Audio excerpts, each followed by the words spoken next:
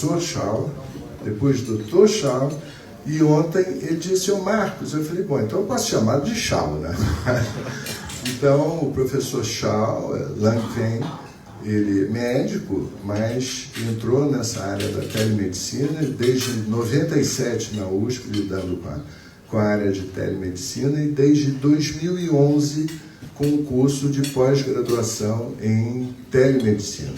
Então, realmente, hoje é no país uma das pessoas das mais respeitadas, talvez o mais respeitado, mais conhecido, mais formador de opinião, e que, além de ter esse comportamento absolutamente acadêmico, teve participação na resolução do Conselho Federal de Medicina, que foi uma resolução um pouco incompreendida no meio médico, incompreendida ou discutida, ou lá que seja, e de alguma forma aconteceu que ela caiu e, naturalmente, isso precisa continuar a ser discutido e rapidamente, na minha visão, não é na visão do São Luís, na minha visão, nós precisamos realmente fazer alguma coisa, normatizar, porque o que nós temos é de 2002, o mundo de 2002 a 2019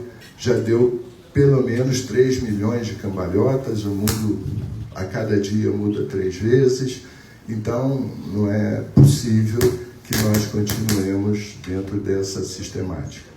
Então, eu tenho imensa satisfação em recebê-lo, eu tenho certeza, Chau, que ele perguntou quanto tempo eu falo.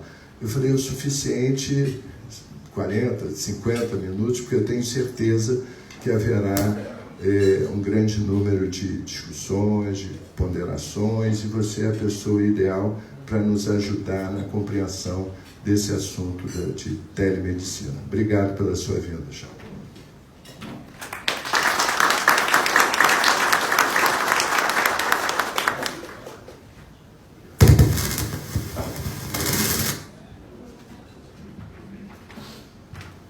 Inicialmente, bom dia a todos. Queria dizer que é uma grande satisfação estar aqui e dizer que é uma grande honra estar pelo convite do Hospital São Lucas para falar com vocês um pouquinho sobre um tema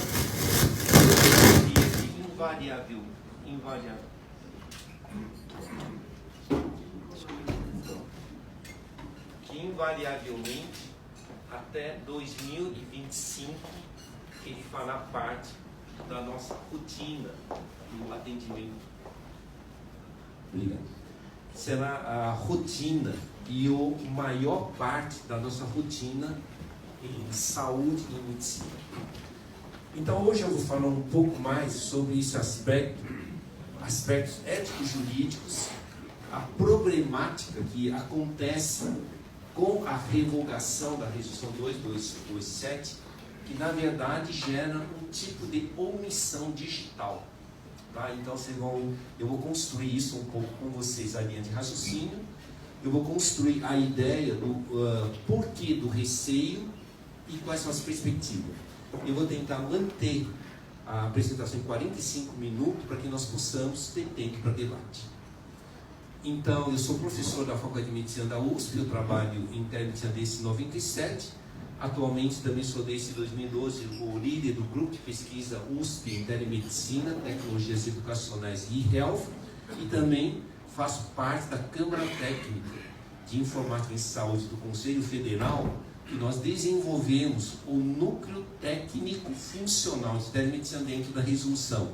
Não o texto final, mas o embasamento técnico funcional. A primeira coisa, eu só queria relembrar que algumas pessoas entendem a telemedicina como uma novidade. Na verdade, a telemedicina não é uma novidade, a telemedicina que nós conhecemos hoje é da década de 60, em decorrência da Guerra Fria e corrida espacial, e cuja finalidade principal já era prover serviços médicos de qualidade. Portanto, tudo que é dito que a telemedicina não provê medicina de qualidade já não é a telemedicina original. Eu diria isso poderia se chamar um extremo da telemedicina digamos, talvez como um uso substitutivo.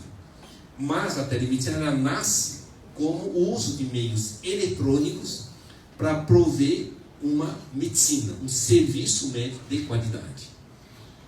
Outro ponto são paradigmas. Aqui são, inclusive, se é humano, não humano, humanização. Eu diria que uma das coisas que nós poderíamos pensar, antes do René Laennec ter criado o estetoscópio, a ausculta era feita dessa forma. Você encostava o pavilhão de curar no tórax do paciente e fazia a ausculta. Aí ele resolveu inventar um tubo para fazer a ausculta. Primeira coisa que disseram: desculpe, você acabou com o toque, você acabou com o lado humano. Você, inclusive, o som que é transmitido pelo tubo não deve ser igual ao que você ouve diretamente. Ele recebeu críticas. A grande característica é que ele hoje se tornou o dominante. A tecnologia avançou, padronizou, tornou-se cada vez mais preciso, inclusive evoluímos para o esteto didático na década de 40, 50, e hoje nós estamos nisso. Esteto digital, didático, com ampliação de som para o tablet, e talvez inclusive a gravação online, e talvez inclusive a avaliação da qualidade do som por semelhança com inteligência artificial. Esse salto, podemos ser, na telemedicina ocorre isso, por salto, só que tem as fases da discussão. Tá? Então esse é um grande ponto do paradigma de tudo que você tem, o desenvolvimento de novos conceitos. O que nós não podemos esquecer, estamos numa verdadeira transformação digital. Não somente a medicina, a sociedade inteira está numa transformação digital. Portanto, se a medicina e a saúde não acompanhar, estará totalmente ultrapassado em menos de 5 anos. Então nós temos que acompanhar.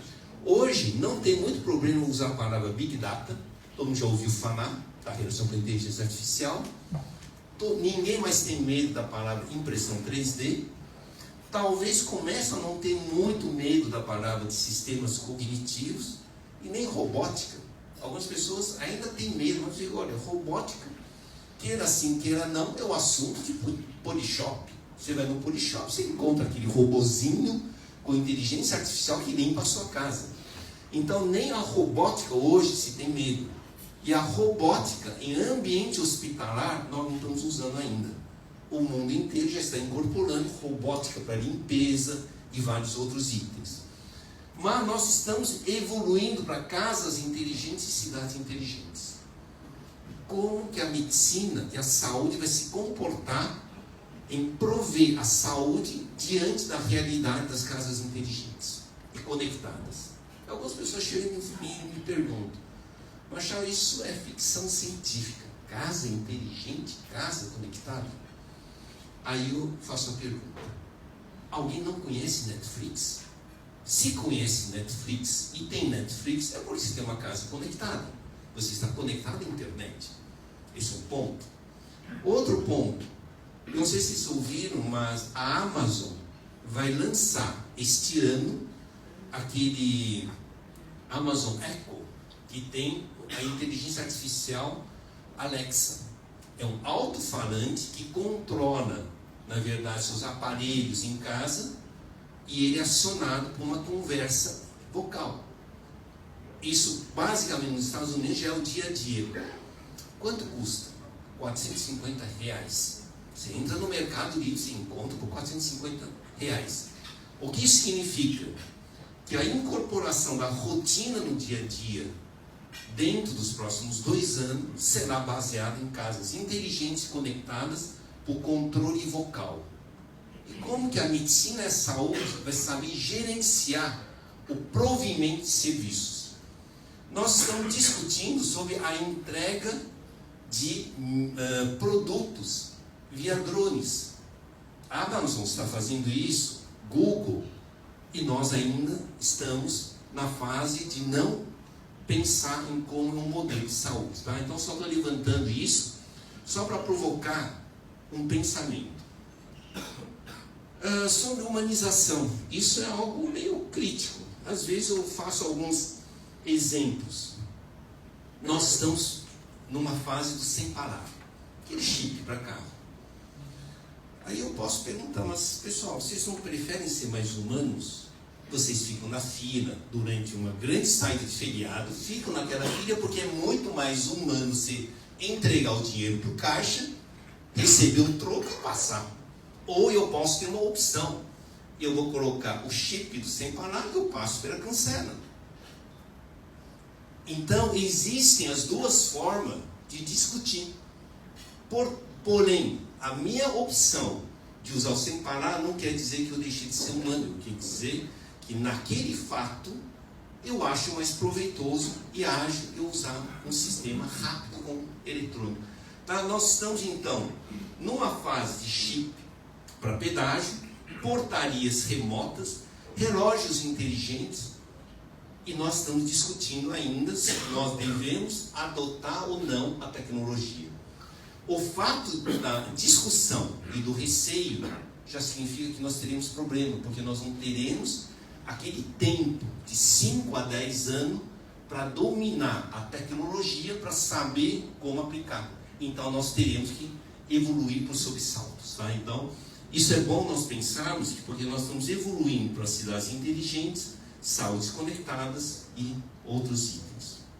E só para vocês verem que a ebulição nossa é tão grande, que o iPad não tem 10 anos ainda. No ano que vem, o iPad completa 10 anos. O tablet que nós usamos hoje, ele nasceu de um estímulo do iPad e nós achamos que sempre tivemos. Só para vocês terem uma ideia, 2010.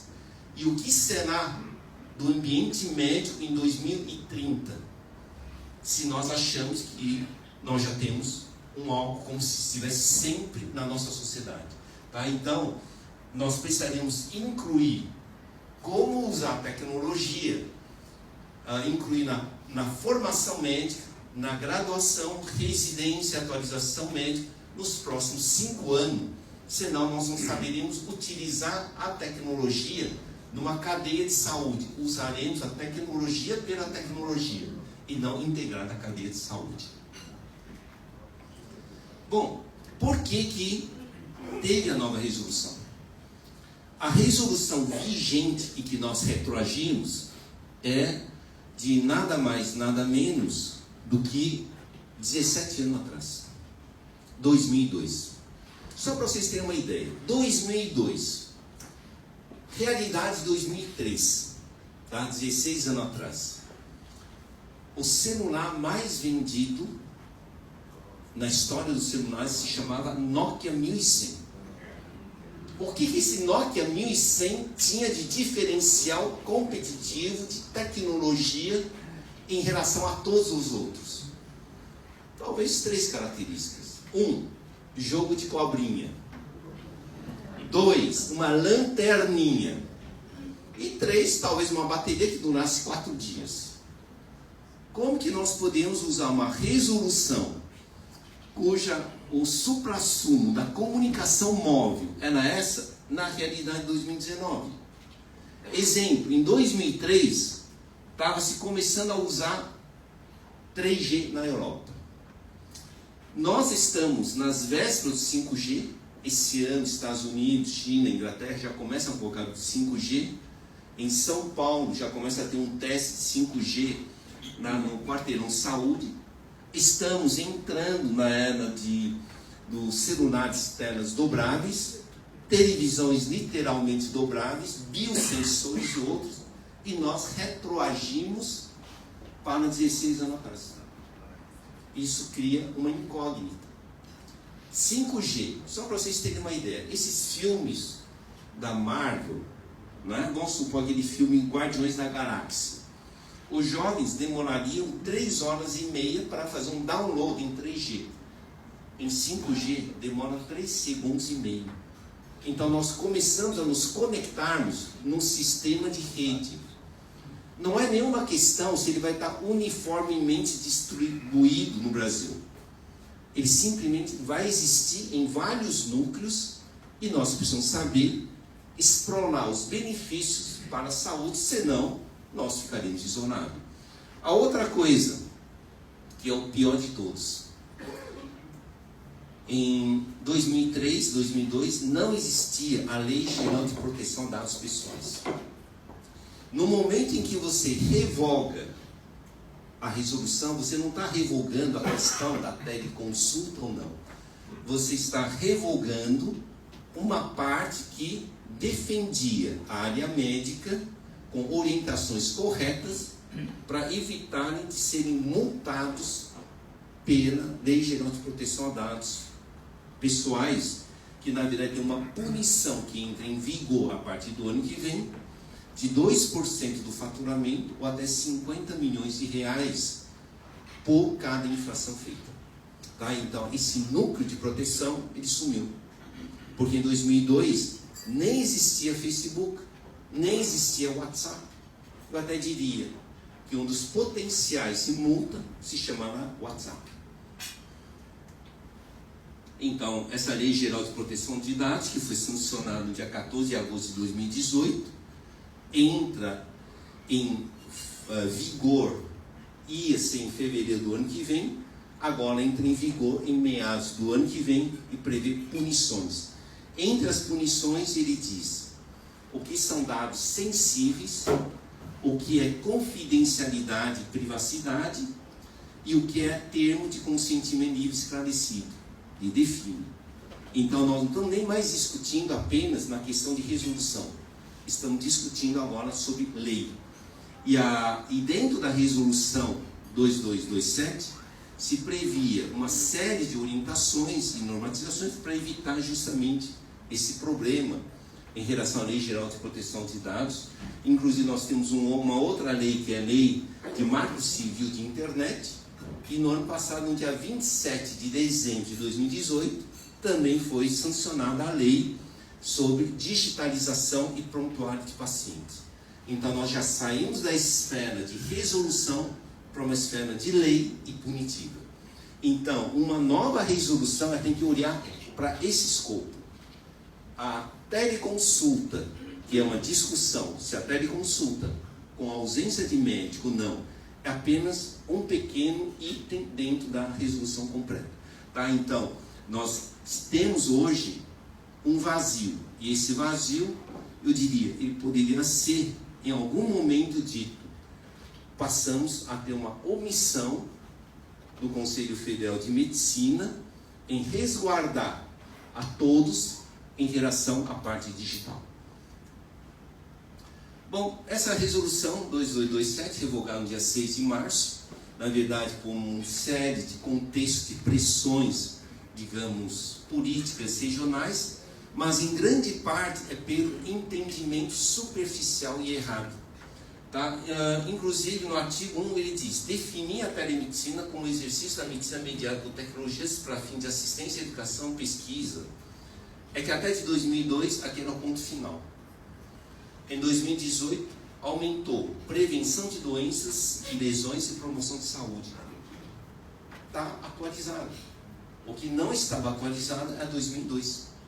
Então, aqui expandiu.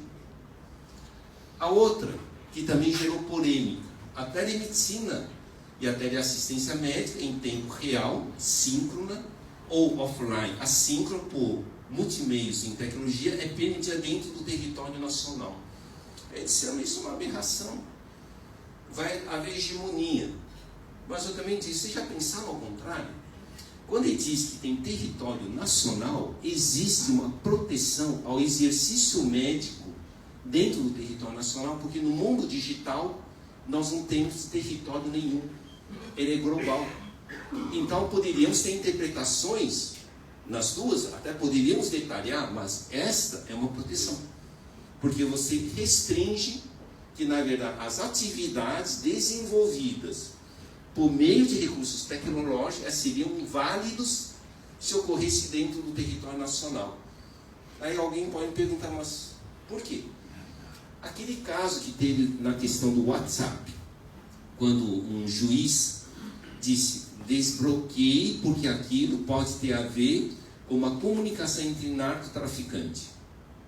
O chefe, o presidente do WhatsApp no Brasil diz não posso porque o servidor está nos Estados Unidos. Bom, aí você não tem como atuar. Mas quando você diz a regulamentação que tem que ser no território nacional, você pode dizer não só infraestrutura, como servidor de dados, como toda uma cadeia de serviços feitos aqui. Tá? Então, eu diria que esse sim, ele teria um outro lado, que seria um lado da estruturação e de um fomento tecnológico dentro do território nacional. A outra coisa que eu queria dizer para vocês é que, às vezes, tem um entendimento errado também. As pessoas que são, digamos, os críticos, olham para a telemedicina como telemedicina. Eu digo não. Eu não olho para a telemedicina como telemedicina. Eu olho para ecossistema de saúde conectado. Ou medicina conectada. Aí me pergunto novamente, isso não é invenção? Medicina conectada não é apenas sinônimo de telemedicina? Isso não é. Eu vou provar isso. Hoje, todos os bancos são bancos conectados. Qual que é a diferença entre banco conectado e o banco não conectado? Se eu voltar para a década de 70, onde eu depositava conta, eles usavam uma ficha em Cardex, anotava o quanto eu coloquei dinheiro, e quando ia sacar, tirava, subtraía. E se eu ia com cheque e comparava a minha assinatura com aquela fichinha, eu diria, isto é um banco convencional. Depois disso, começaram a informatizar. Hoje, você pode ir para qualquer agência bancária e o seu sistema de informação está compartilhado. Isso é medicina. Isso seria banco conectado. A medicina caminha para isso. Só que para caminhar para isso, tem uma palavra que incorporará. A digitalização, seja do prontuário, ou seja, o provimento de serviço também por telemedicina, para que nós possamos criar um novo conceito chamado ecossistema de saúde conectada, com atendimento integral, mais eficiente e sustentável. Tá? Então eu diria que ele dá a possibilidade de usar a tecnologia para criar um novo conceito de abordagem em saúde para as pessoas. Se eu olhar dessa forma, eu diria, não há litígio nenhum. A telemedicina não vem para substituir, ele vem para somar, ampliar e aumentar acesso. E aqui é só para dizer que existem 4 tipos de categoria de telemedicina. Telemedicina acadêmica, que é a área que eu atuo, faculdade de medicina. Telemedicina social, que é uma outra área que eu atuo, quando nós usamos telemedicina para fazer impactos nas áreas sociais, exemplo, saúde nas escolas, ações de filantropia e outros.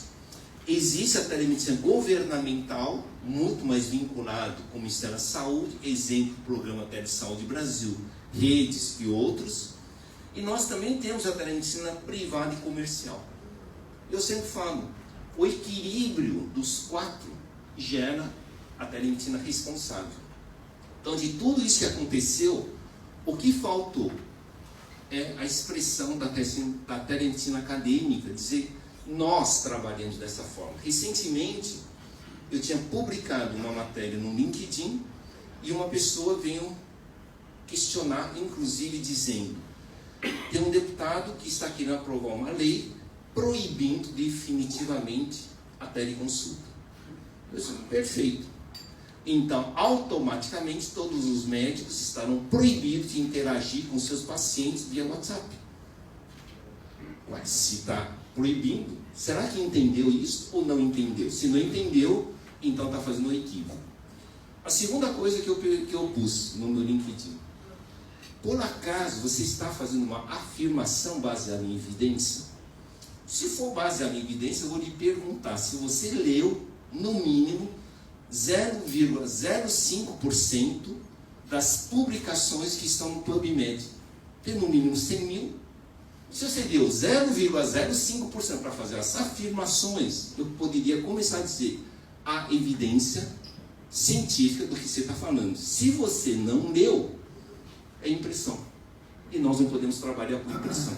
Esse é o grande problema da animosidade. A animosidade leva as pessoas a interpretarem com o pouco que sabem, sendo influenciado por pessoas que fazem analogias superficiais. Isso gera um pânico. Então eu diria que a telemedicina que nós tivemos é um processo de pânico e não um processo baseado em evidência. Tá? Então, o PubMed tem mais de 100 mil artigos, vários falando dos diversos aspectos sobre telemedicina e os seus impactos, e nenhum desses opositores ou críticos conseguem levantar de forma consistente as bases de uma argumentação. Isso não quer dizer que nós não devamos aprimorar a nossa forma formativa, tá? Mas os que falam sobre telemedicina são baseados em evidências científicas. Bom, aí eu vendo todas essas críticas, aí eu cunhei uma descrição. Então eu chamei de telemedicina responsável, como um complemento à definição do próprio Conselho Federal de Medicina. Eu pus, olha, poderíamos chamar a telemedicina responsável como o exercício da medicina, usando recursos e tecnologias interativas, porque eu não posso esquecer que eu posso usar realidade virtual, realidade imersiva e outros, né? Para possibilitar cuidados integrados e humanizados, aumento de acesso aos pacientes, melhoria da eficiência da logística da cadeia de saúde, prevenção e promoção de saúde. A telemedicina não pode ser vista como atendimento ponto a ponto. Telemedicina, acima de tudo, é um planejamento de um fluxo completo de atendimento que melhora a eficiência na solução de um problema. É a logística. Então, quem desenvolve um ecossistema de saúde, ele desenvolve sistemas de alta eficiência para cuidar das pessoas. Humanizados. Uma vez, eu estava dando aula também lá no Instituto de Ortopedia, veio uma dermatologista me dizendo, não concordo, acho que o presencial é fundamental. Eu disse, olha, eu acho que o presencial é importante sim. Aí eu também levantei uma outra questão. Você já pensou qual é a forma mais desumana de cuidar de uma pessoa do SUS? É deixar um ano sem poder ter algum médico que lhe avalie, que lhe dê opinião. Então você está olhando um pedacinho muito restrito. Aí eu vou dizer, como que você se sentiria se você estivesse doente e a próxima consulta está daqui a um ano? Então, a telemedicina tem que ser a logística. Ele não é a solução completa. Ele faz parte do método médico de prover a saúde. Mas ele consegue tornar o fluxo muito mais rápido. Depois que eu usei a telemedicina responsável, também ele tem que interferir na logística, temos que interferir na prevenção e promoção da saúde. E o que isso significa também? Profissionalização. Prevenção e promoção de saúde deveria ser visto como uma ação profissional que deve ser remunerado e de uma forma consistente para que se desenvolvam ações cada vez melhores e não apenas como algo adicional.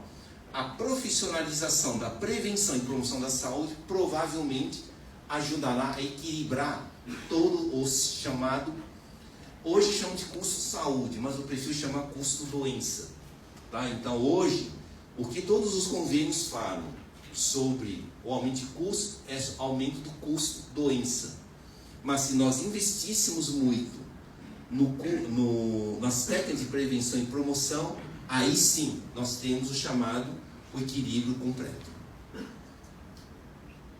Nós então temos que evoluir para isso.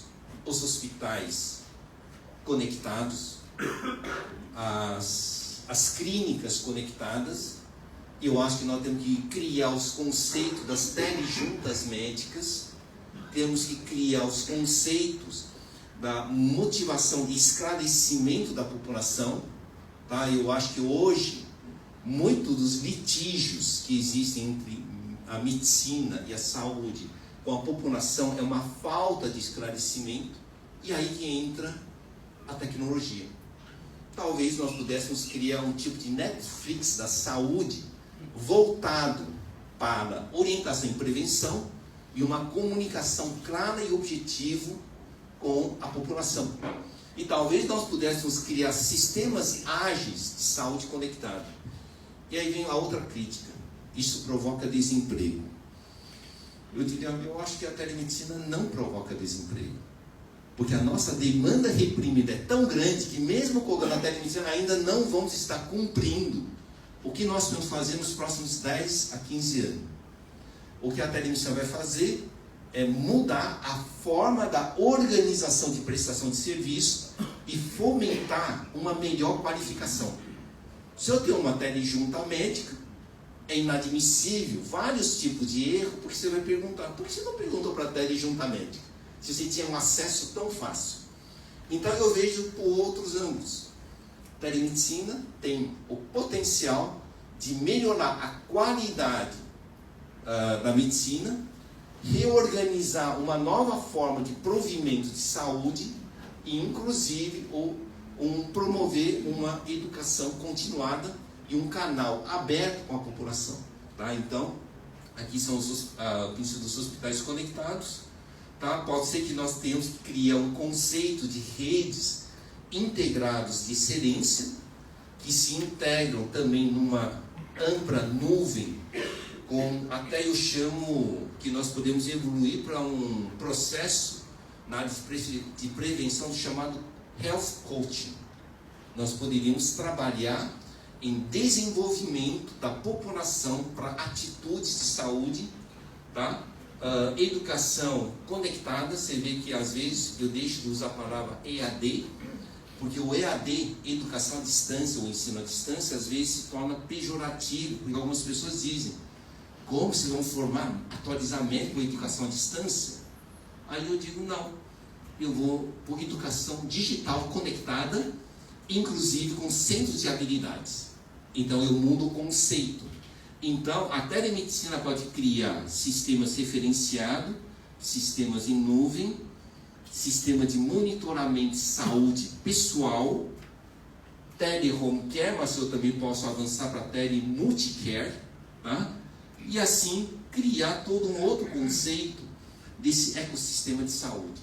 Para isso, temos que fazer um planejamento sistemático, porque esta é a perspectiva futura de um sistema de saúde. As 4 bases para fazer uma telemedicina responsável. Primeiro, ético-jurídico. Não adianta fazer um conjunto de serviços se você não tem a definição do que tem para ser feito e como ele é defendido juridicamente. Porque na primeira reclamação jurídica, ele tem o risco de gerar uma quebra total.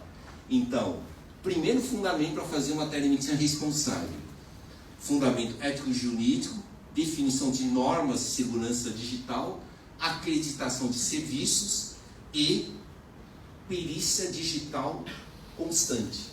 Se você vai prover um serviço, cada 3 meses você faz uma auto-auditoria interna da qualidade de serviço. Se você vai prover serviço, então você faz uma reunião clínica conectada a cada 2 ou 3 meses. E aí você gera um fundamento de qualidade. Segundo, fundamento de comunicação clara, objetiva e simples, inclusive o termo de consentimento livre e esclarecido. Se você desenvolve isto, o teu paciente, as pessoas sabem de uma forma muito clara tipo de serviço, para que serve, e eles passam a ter um trabalho completo. Exemplo, você não pode prometer que a telemedicina resolve tudo. Você pode dizer que a telemedicina serve um foco específico. Exemplo que eu daria: o fato de existir internet banking não quer dizer que o internet banking faz tudo. O Internet Bank define um bloco de trabalho, o caixa eletrônico faz um outro bloco de trabalho e os bancos presenciais fazem um outro bloco de trabalho. Uma comunicação muito clara evita litígios. Tá? A terceira, logística e planejamento. Se eu fizer uma boa logística e planejamento de serviços, eu acho que aí você consegue, inclusive, criar uma forma bem integrada de agilizar o circuito no cuidado da recuperação das pessoas e na inibição com que as pessoas venham a ter uma agudização de doença. E por último, quarto é a definição dos serviços, com padronização, formação de telepropedêutica e outros itens. Quantos minutos eu tenho ainda? Só 10 minutos. 10 minutos. Tá, perfeito. Então, esses 4 fundamentos, é só para dizer, não adianta colocar a telemedicina pela tecnologia se não tiver essa criação. E se não tiver a logística, será apenas factual e não exatamente um algo dentro do ecossistema de saúde. Tá? Isso aqui é, então, uma das primeiras coisas que eu sempre ensino no meu curso de pós-graduação, é a parte chamada ética e responsabilidade digital. E esse é um pensamento que eu gosto, tá? Eu acho que aplica muito bem para a telemedicina também.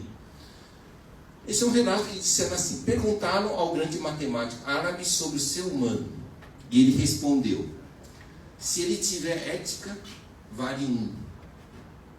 Mas se também for inteligente, coloque mais um 0, ele vai valer 10. Se também for rico, acrescente mais um 0, valerá 100. E se também for belo, acrescente mais um 0, valerá 1000.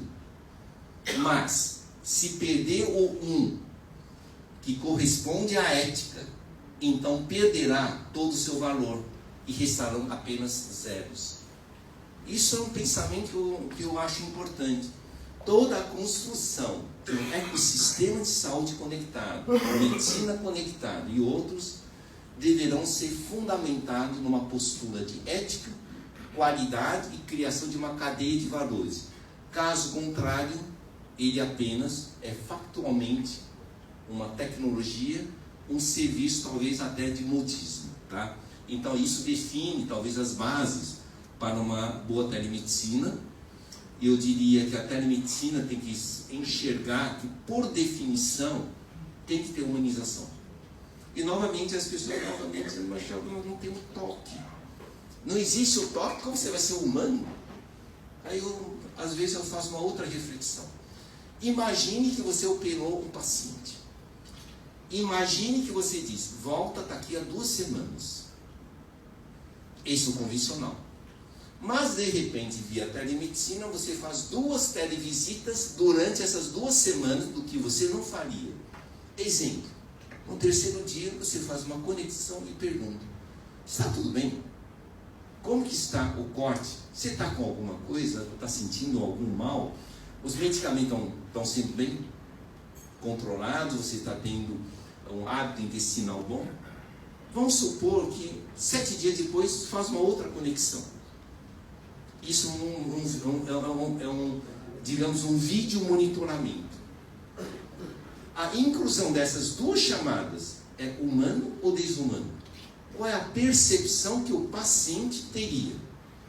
Então, dizer que a falta do toque é automaticamente falta de humanização, eu coloco em dúvida. Acho que o lado humano tem um lado muito importante. A atenção que você presta. Segundo, numa consulta médica, que hoje no SUS está entre 7 minutos a 10 minutos, é difícil construir o lado humano. Mas se eu usasse a telemedicina para fazer teletriagens, eu puder aumentar isso para 20 minutos, estarei construindo a humanização. Eu só estou provocando que algumas associações deveriam ser repensadas e que talvez aí nós pudéssemos perceber que a tecnologia ela não desumaniza nas mãos de uma pessoa humana. Quem é humano só tem uma coisa a fazer com a tecnologia. Ela potencializa a sua humanização de uma forma mais ampliada. Tá? Então, Então aqui eu estou querendo só colocar humanização, integração multiprofissional, assistência e acolhimento, colaboração multicêntrica, gestão estratégica e agilização e melhoria da efetividade.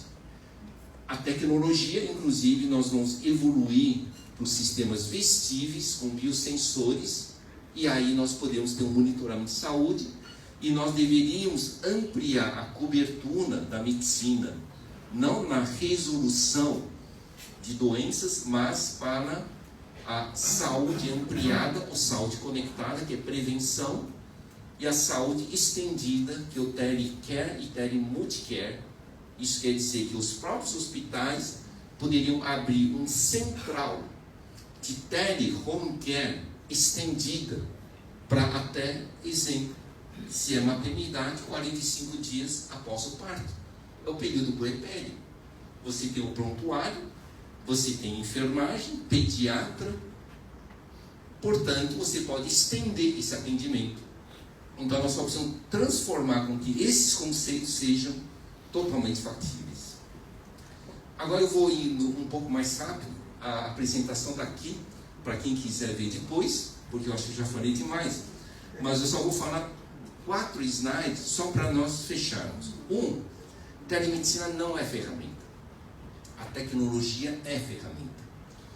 Telemedicina é a integração de método de raciocínio investigativo ampliado com recursos digitais interativos seguros para aumentar os cuidados e logística. Se eu não tenho uma técnica de propedêutica, investigação, fazendo perguntas corretas, eu tenho apenas uma videochamada. Isso não é telemedicina.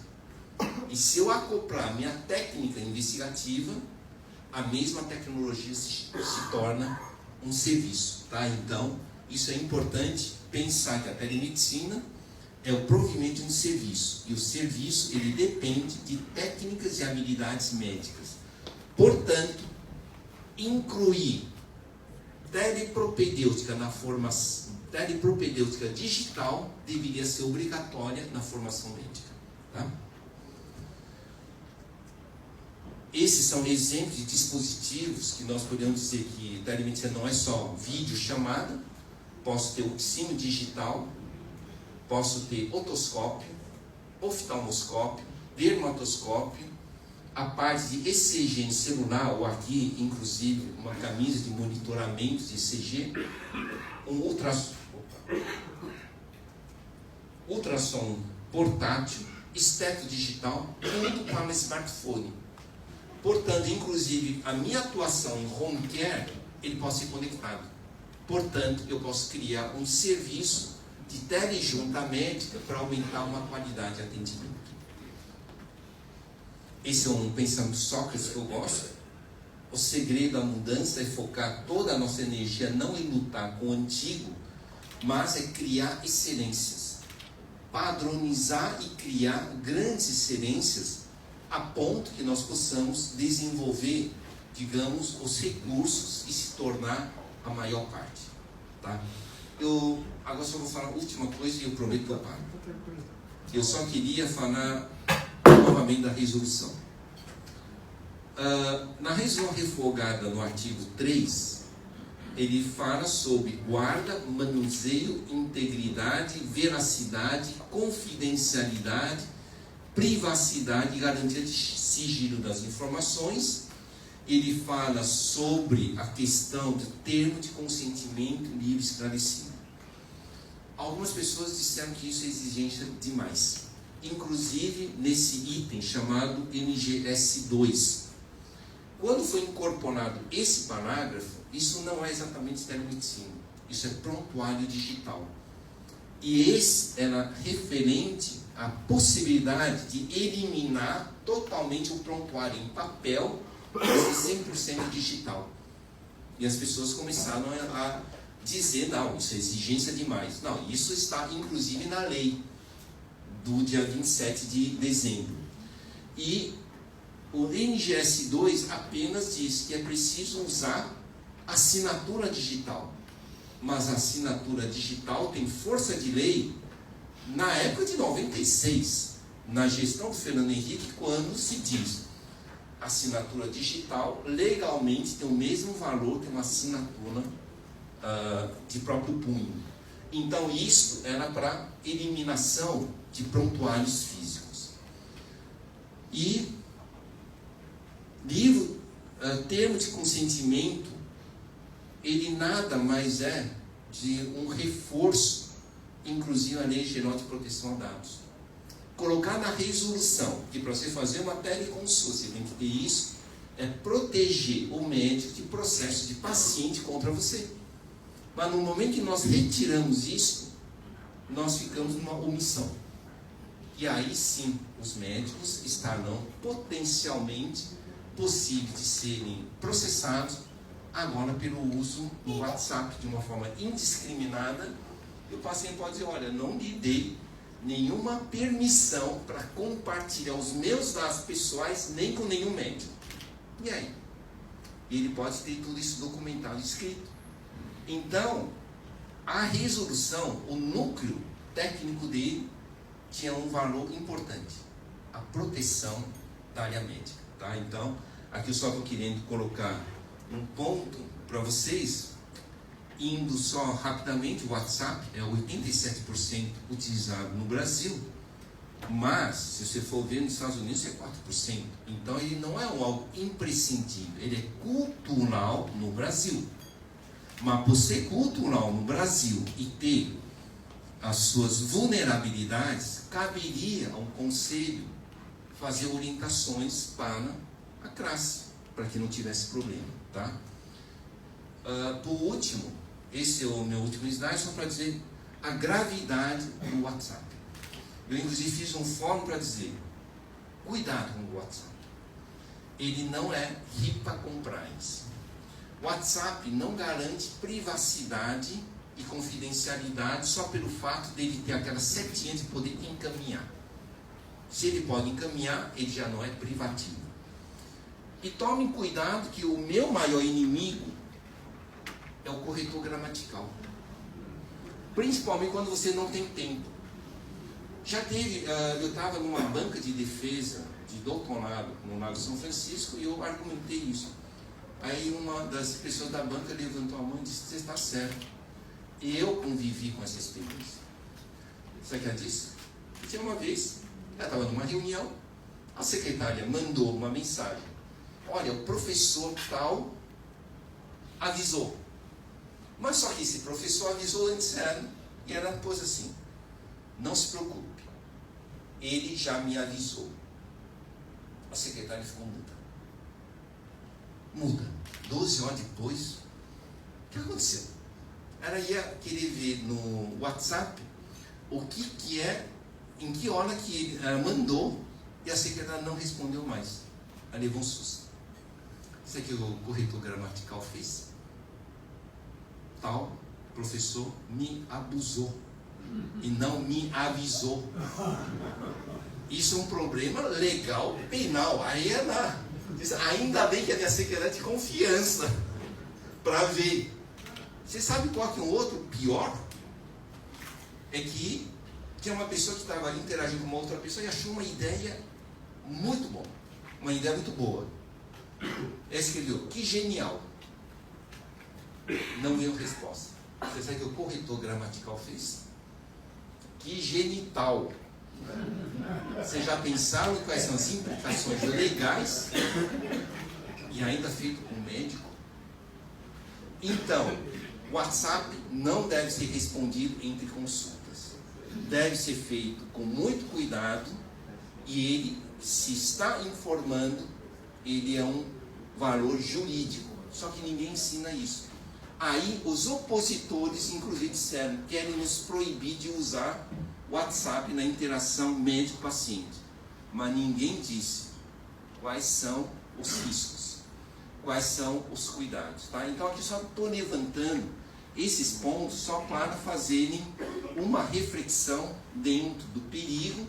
Eu mostrei então a questão do que a resolução tinha, algumas unidades de proteção, o que tinha de itens que não eram pertinentes à telemedicina, mas eram pertinentes a prontuário digital, tá?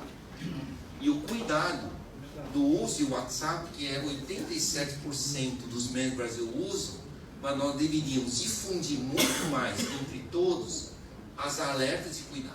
Tá? E se a resolução estivesse vigente só por causa da confidencialidade e privacidade, realmente sim, o WhatsApp seria recomendado a não ser utilizado para interação clínica, mas somente interações administrativas. Obrigado.